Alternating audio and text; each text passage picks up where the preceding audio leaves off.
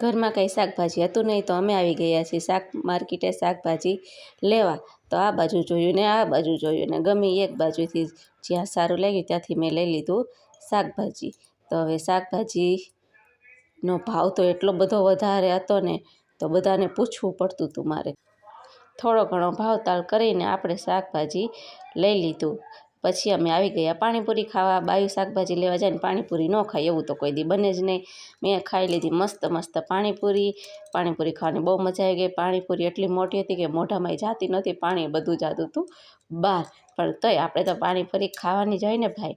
તો ચાલો હવે આપણે તો આજનો મિની બ્લોગ મેં બનાવ્યો હતો. મારો મિની બ્લોગ તમને કેવો લાગ્યો તે કમેન્ટ કરીને અમને કહેજો. તો આજનો બ્લોગ મારો લાઇક, શેર અને સબસ્ક્રાઈબ કરવાનું ભૂલતા નહીં. તમારે ફૂલ બ્લોગ જોવો હોય તો ઉપર આપેલી ચેનલમાં જોઈ આવ્યો. Bye bye. Thank you for watching.